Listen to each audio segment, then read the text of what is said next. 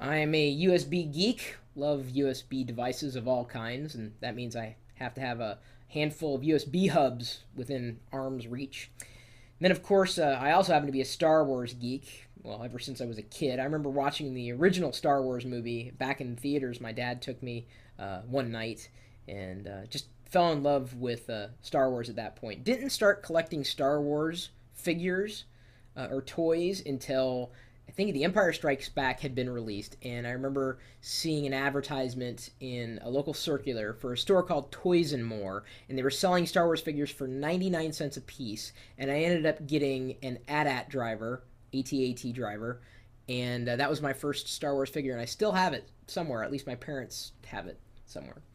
And didn't really think about it much past childhood, at least collecting Star Wars memorabilia, until Ponzi wound up getting me this Darth Vader figurine. It's a Kenner original 1977, in excellent condition, not a scratch on him. In fact, the lightsaber tip is still intact. Not the lightsaber itself, but there's actually a smaller plastic tip, and it's still attached. And some kids broke theirs off, but some kid kept his in well, near pristine condition, so it became mine. So why am I talking about USB and Star Wars and specifically Darth Vader? Well, because I now have a Darth Vader USB hub.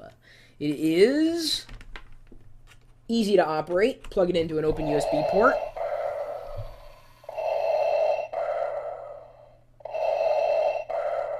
Now, when Darth Vader breathes like that, that means he's awake. And you saw his eyes, they were glowing, and his head was turning and everything. Well, listen to this. As soon as you insert a USB device,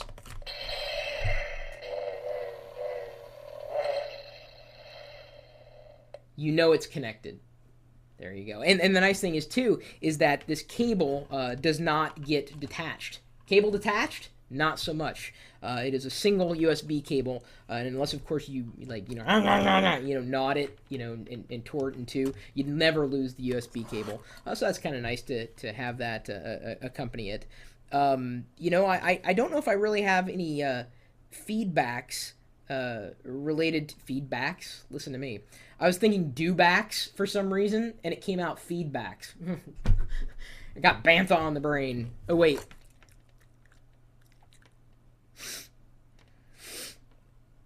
I was checking to see if he tasted and smelled like Sith.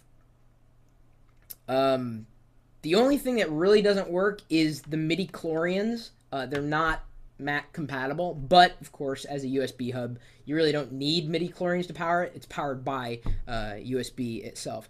There's also another feature, and maybe Darth will chime in here any minute, where if you have it plugged in and you have the audio on, because there's a toggle for it, in case you don't want to hear Darth Vader breathing and moving around, you can turn him on or off. I don't know how you turn a Darth Vader hub on other than a switch. I mean, maybe you know how to turn on a Sith. Maybe you know how to do that. Someone could write some kind of ebook, sell it on the internet or something. If I had any bit of feedback, I would say that I want more ports. I mean, this is only 4 ports, so I may have to go into Tosche Station to pick up some USB power converters to potentially extend the very Vader-esque hub that I have here in my hands. Is going to make quite a fine addition to my home office. Geeky in many ways. I'm a USB geek, and I exist in the same galaxy as being a Star Wars geek. At least, the classic Star Wars. Nothing new. Not the newer stuff. The older classic stuff that I grew up on. Way back when. So yeah, I'm pretty happy with it. And in case you wanted to buy one of these for yourself, I'm going to be digging up some USB hub coupons, and we'll see if I can find one specifically for the Darth Vader USB hub, because it's available in a variety of places. I happen to agree with other people, Zach, in that Star Wars owns Star Trek. Although I do enjoy some of the Star Trek television shows, I think Star Wars all the way. All the way. All the way. You gonna say anything, Darth? Nothing? Fine. My email address is chris@pirillo.com. Feel free to drop me a line. Maybe you have other recommendations to make in either Galaxy, USB, Star Wars, anything geeky, much like the people you'll find at geeks.pirillo.com. If you haven't joined the community there, I don't know what you're waiting for. And I also don't know what you're waiting for. You can stop by. I was getting to that point. I gave you a chance to breathe like a minute ago.